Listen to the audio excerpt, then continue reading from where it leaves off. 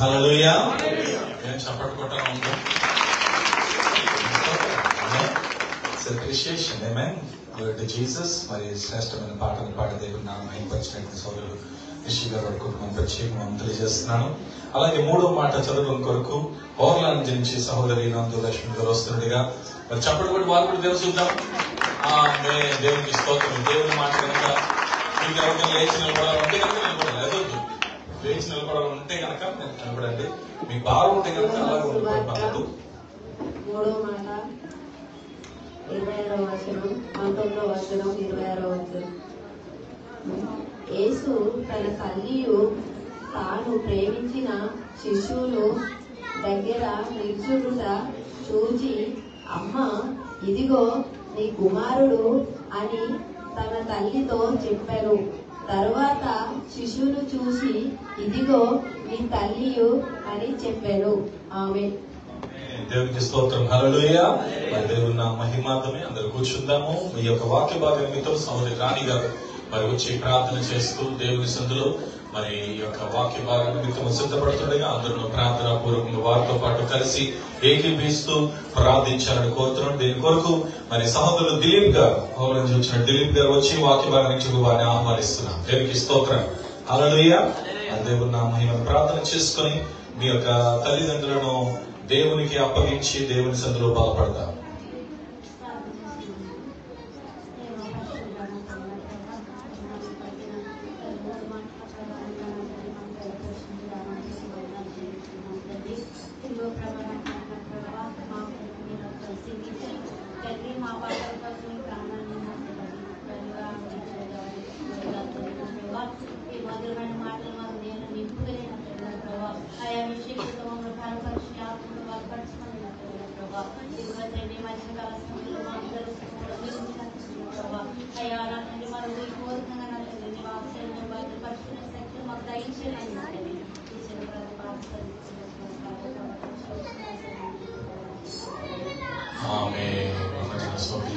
ఆహ్వానిస్తుంది. అందరూ కూడా చెప్పకూడదు. దేవుని స్తుతిస్తూ మూడవ వాక్యం దేవుని సంధిలో పాల్గొంటూ చదవకూడదు. దిలీప్ గారు వారి తల్లి గారి పేరేంటండి?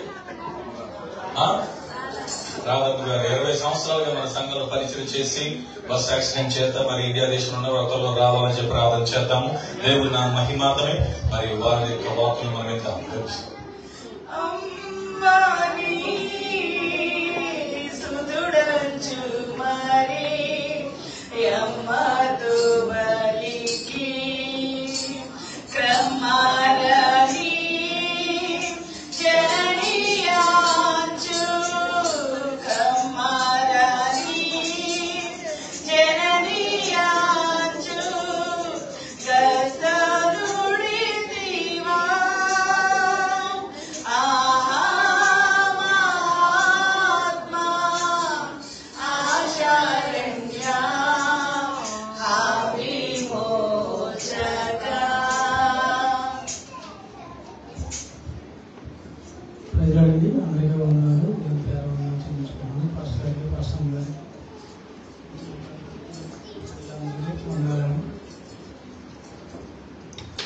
దేవుడు ఇచ్చిన అవకాశం బట్టి దేవునికి వందనాలు చెల్లించుకున్నాము.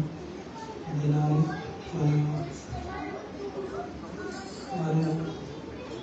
మనం ప్రభువైన యేసుక్రీస్తు మనకి ఈరోజు మనకి చేసిన త్యాగం బట్టి దేవునికి వందనాలు చెల్లించుకున్నాము. దేవుడు మన పట్ల జాలి కనికరం దయచేసి ఈ దినాన్ని మనం ఈ సజీవంగా రెక్కల చోట్ల భద్రపరిచి కాచి కాపాడడం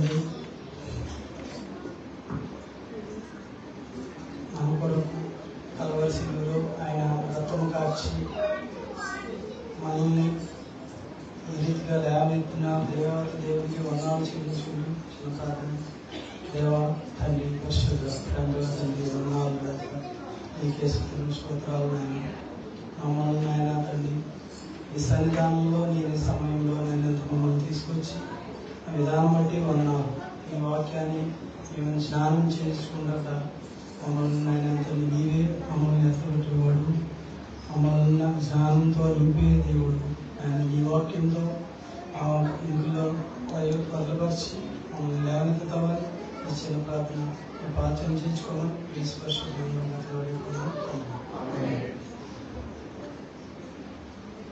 ఆయనండి మన పట్ల కలర్ సిలువలో 3 మాటగా దేవుడు పలికిన మాటని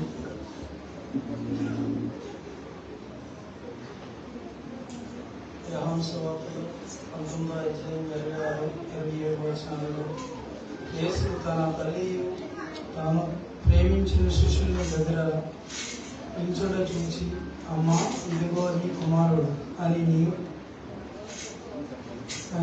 తన తల్లి వద్ద చెప్పాడు.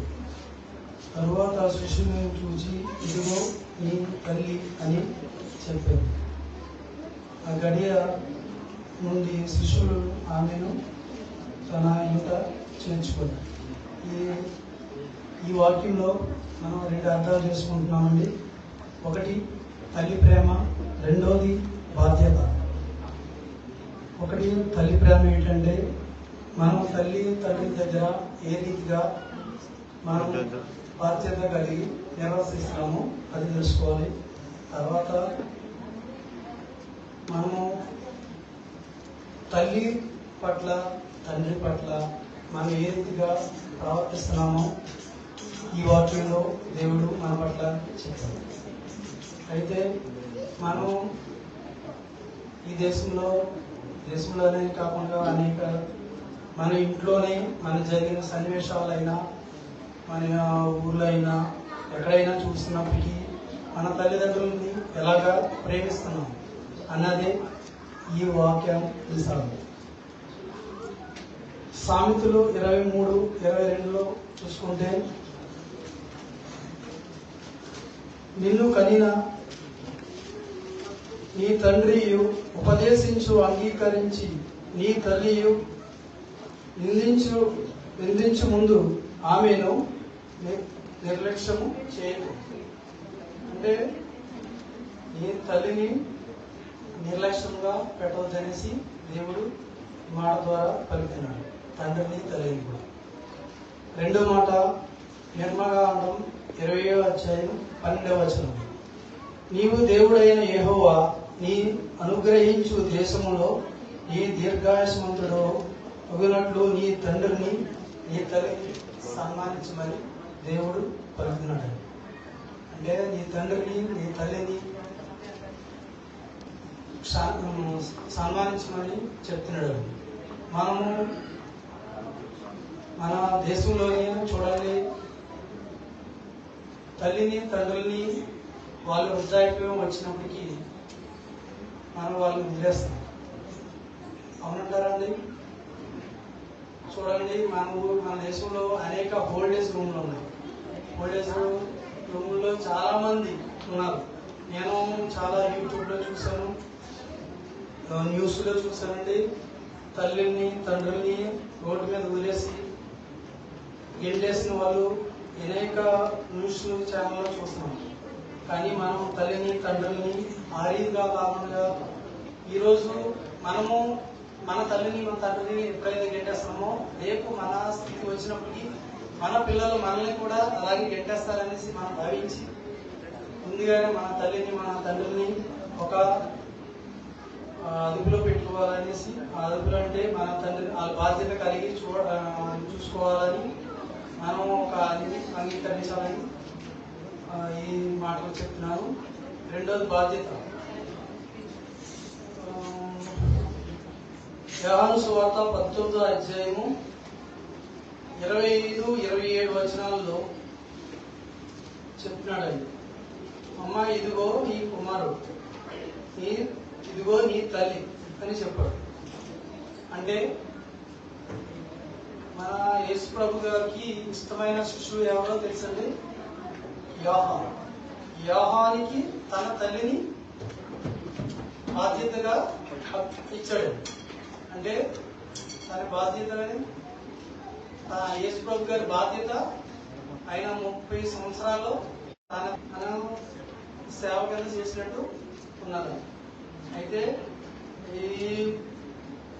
ఆయన బాధ్యత అప్పటి వరకు ఆయన దేవుడు కార్యక్రమంలో నిర్వహించి ఈ 3 సంవత్సరాల్లో ఆయన నిలిచి ఒక తను వచ్చిన పళ్ళుని వదిలిపెట్టి ఆయన ఎలా సమయం అయింది ఆ సమయం గురించి తల్లిని తండ్రిని తన శిష్యుడైన యోహానుకి అప్పచెప్పినట్టు ఈ లేఖనం ద్వారా మనం చూస్తాం. 2వ అధ్యాయంలో 2వ బాధ్యత చూడండి. ద్వితీయోపదేశకాండం 5:16 ఒకసారి చదువుతారండి.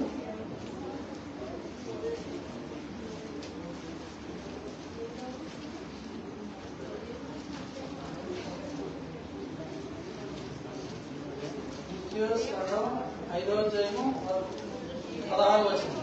దేవుడైన యెహోవా నీకు అనుగ్రహించిన దేశంలో నీవు దీర్ఘాయుష్మంతుడగినట్లు నీకు క్షేమం కలిగినట్లు దేవుడైన యెహోవా నీకు ఆజ్ఞాపించిన. ఇదిగోండి ఇప్పుడు ఏం చెప్పాడండి ఆయన? మన తల్లిని తండ్రిని సన్మానించమని దేవుడు చెప్పాడు. సామెతలు 23:22లో చెప్పాడంటే ఆయన మందిరంలో ముదిమి వయసులో నిర్లక్ష్యం అంటే ముసలి స్థానం వచ్చినప్పటికీ నిర్లక్ష్యం పెట్టద్దు అనేసి ఆయన ఈ వాక్యం ద్వారా చెప్తున్నాడు. సామెతలు 23:25లో చెప్పండి, సంతోషం పెట్టమని తల్లిని తండ్రిని సంతోషం పెట్టమనేసి దేవుడు ఈ వాక్యం ద్వారా చెప్తున్నాడు. మత్తయి 12:48లో చెప్పినాడు, వాక్యం ద్వారా మనము దేవుణ్ణి వింటున్నాము. వాక్యం ద్వారా మనం దేవుడు చెప్పిన మాటలు వింటున్నాం. కానీ ఆ మాటలు విని మనం ఆ వాక్యం ద్వారా ఎలా ప్రవర్తిస్తామో అదే రీతిగా దేవుడు కూడా తన తల్లిదండ్రుల కింద అంగీకరించుకుంటారనేసి ఈ వాక్యం ద్వారా ఆయన చెప్తున్నాడు. దేవుడు ఈ చిన్న మాటలో మీకు అర్థమైంది అనేసి నేను అనుకుంటున్నాను. దేవుడు చిన్న వాక్యం దేవుడు దీవించింది కాక. దేవునికి స్తోత్రం. హల్లెలూయా.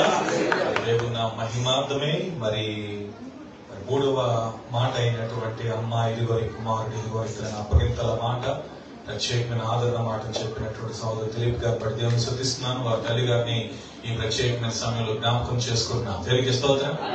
వారు అక్కడ ఉన్నప్పుడు ఇప్పటికీ అందరికీ తలవారు లేపుతుంది. మెసేజ్